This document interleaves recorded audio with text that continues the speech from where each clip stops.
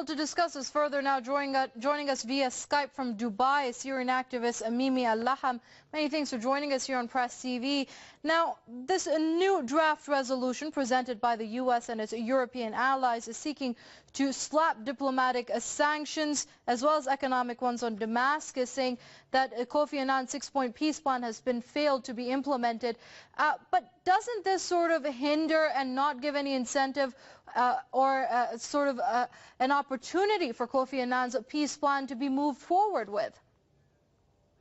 Well, actually the UN observer mission, the results of it have not even come out yet.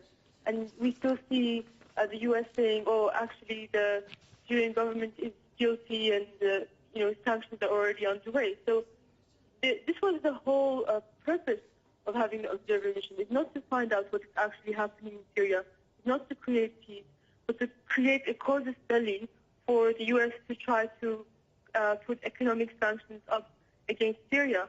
And we saw what happened to Iraq when such sanctions were imposed against 10 years of suffering for the Iraqi people, hundreds of thousands, if not a million dead as a result, statistically, this was discovered. So the U.S., it could not destroy Syria using mercenaries and a proxy war by funding terrorists inside Syria.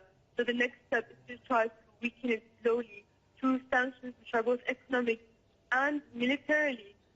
So Russia is obviously going to veto this, though, because Russia is a trade partner of Syria, and it's clearly aimed at the Russia-Syria trade of weapons, because they would like to weaken Syria by stopping it from getting weapons from Russia.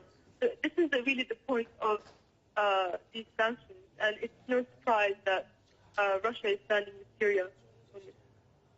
Right now, Ms. Al-Laham, also the West has spoken of imposing a no-fly zone, sort of a Libya-like scenario on Syria, which was also rejected by Russia. And now these diplomatic and economic sanctions are also being opposed by Russia.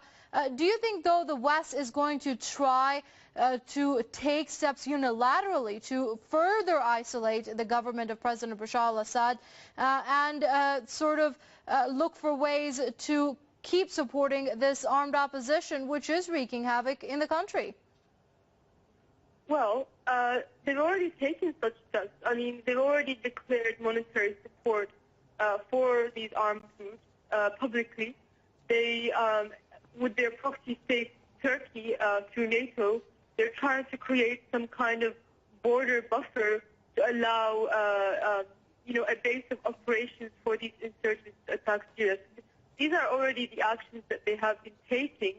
As for unilateral no-fly zone, I don't think it's possible because Syria's air defense is too powerful. And when we saw what happened when a Turkish plane attempted to intercept Syrian airspace, they will get shot down. So as far as the no-fly zone goes, I don't think it's a possibility. As far as arming insurgents, the U.S. can only continue what it's doing now. There's no, I don't see a way it can create more havoc than it already is. Only through these economic sanctions, which Russia has decided to veto.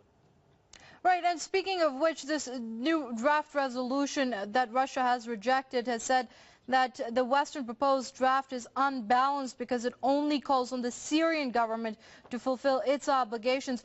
Why isn't the armed opposition being called into question here as well for the role it has played? Why is the international community silent on that? Well, it's because they openly support these armed groups. Clinton has met with them in Turkey, and Joe Lieberman came. They have met with them also in Turkey. It's clear that the U.S., NATO, and the Arab states are in support of these armed groups, and they do not want to stop them from arming. In fact, they are actively arming them. So the only balance here is Russia. The only sane voice really in the international community is Russia and China.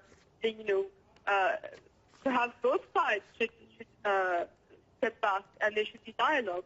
But that's not the case for the U.S. because they have an agenda to take down Syria. I mean, for one thing, Syria is a power that threatens Israel, and Israel is the U.S.'s greatest ally. So to take down Syria, it's both beneficial to defend Israel and to attack the other rising powers in the world, such as Russia and China, by taking away, in Russia's case, its only port in the Mediterranean, and that would create a problem economically for Russia, as it would have to pay more insurance going through shipping through the Mediterranean. And we saw an example of potential of this when one of Russia's boats was stuck in the UK, and I think that was a clear threat to Russia. It's in part and parcel of escalation if it continues to support Syria. All right, we're going to have to leave it there. That was Syrian activist Mimi Al-Laham joining us via Skype from Dubai. Ms. Al-Laham, thank you very much for your comments here on Press TV. Thank you, sir. Well, the situation in Syria remains tense as fighting goes on between government forces and armed opposition groups in several parts of the country. Reports say government forces have confiscated Israeli-made weapons from armed groups on the outskirts of Hama, where the official report says at least 50 people have been killed. For more on the story, we earlier talked to our correspondent in Damascus,